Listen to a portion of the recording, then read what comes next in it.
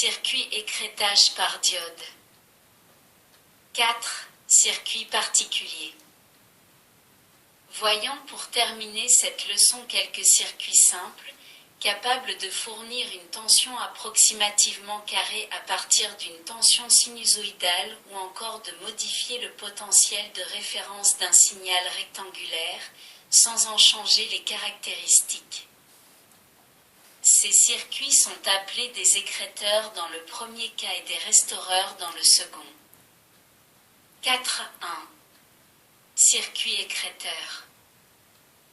Ces circuits écrêteurs, on dit aussi limiteurs, ont pour but de modifier l'amplitude d'une tension ou plus exactement d'en supprimer une partie. Ils permettent par exemple d'obtenir une tension carrée à partir d'une onde sinusoïdale. A. Écrêtage par diode. Les écrêteurs utilisant des diodes peuvent être classés en 3 catégories.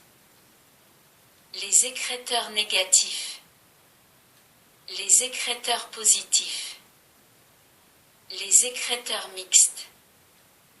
1 degré, écrêteur négatif. Le schéma d'un écrêteur négatif est donné figure 1A. Ce montage est un redresseur simple alternance. Pendant l'alternance positive du signal d'entrée, la diode D est conductrice. Le courant qui traverse la résistance R produit dans celle-ci une chute de tension, ayant la forme de l'alternance positive du signal d'entrée. Pendant l'alternance négative, la diode dépolarisée dans le sens inverse de sa conduction présente une résistance interne très élevée.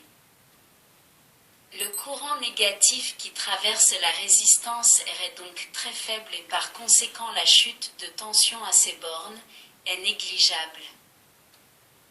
La figure 1B montre les formes des tensions à l'entrée et à la sortie du montage. Le signal obtenu en sortie n'a rien de comparable à celui délivré par un multivibrateur, mais dans certains cas, on peut l'assimiler à un signal rectangulaire.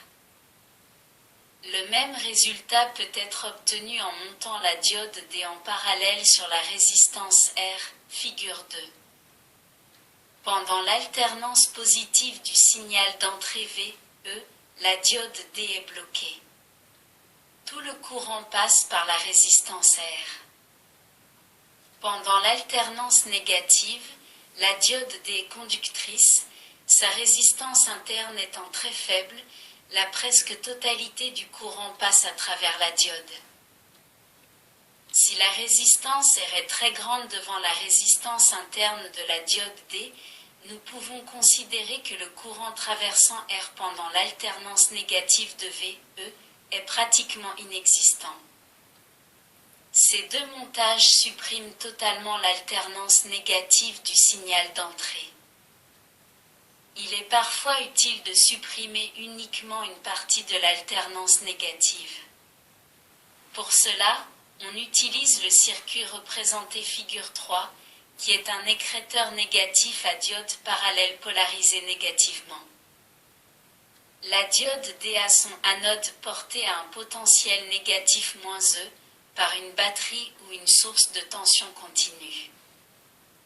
De ce fait, la diode ne peut conduire que lorsque sa cathode est à un potentiel négatif plus élevé que celui de son anode. Pendant l'alternance positive, la diode est bloquée et toute la tension est présente aux bornes de la résistance R. De T1 à T2, figure 3B, la diode a sa cathode moins négative que l'anode et elle ne conduit pas. La tension alternative est donc présente en sortie. De T2 à T3, la diode est passante. Le courant alternatif s'écoule à la masse à travers D et la source de tension -E. En sortie, nous obtenons le potentiel continu -E. De T3 à T4, la diode est de nouveau bloquée et la tension alternative apparaît aux bornes de la résistance R. 2. Écrêteur positif. Ces écrêteurs sont basés sur le même principe que celui des écrêteurs négatifs et nous ne reviendrons pas sur leur fonctionnement. Pour transformer un écrêteur négatif en écrêteur positif, il suffit d'inverser le sens de branchement de la diode. La figure 4 montre un écrêteur positif à diode série, ainsi que les formes de tension à l'entrée et à la sortie du montage. La diode délaisse passer les alternances négatives, mais oppose une résistance très élevée aux alternances positives.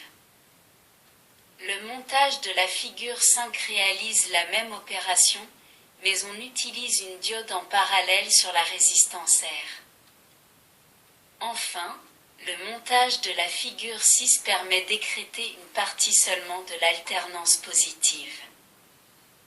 Pour cela, la cathode de la diode D est polarisée positivement par une source de tension continue plus E. 3. Écrêteur mixte. Ce montage, représenté en figure 7, est le plus intéressant.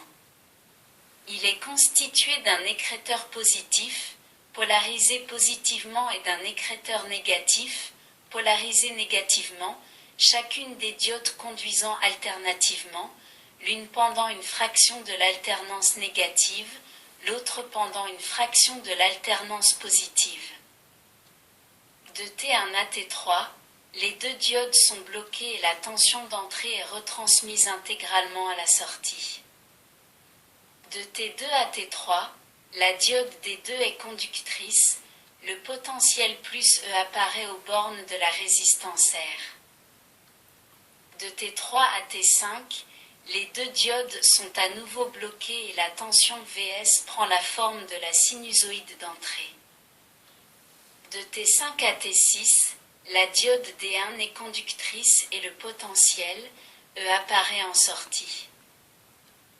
De T6 à T7, les deux diodes sont bloquées et la tension de sortie passe à la valeur -E à la valeur 0, suivant une portion de sinusoïde. On obtient en sortie une tension sensiblement rectangulaire.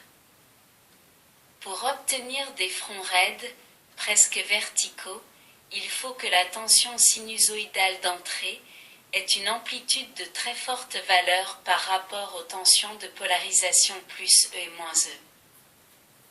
Nous terminons ainsi nos explications sur les limiteurs négatifs, positifs, mixtes, et nous allons entreprendre une autre leçon sur les redresseurs, les filtrages, les doubleurs, les tripleurs et les quadrupleurs.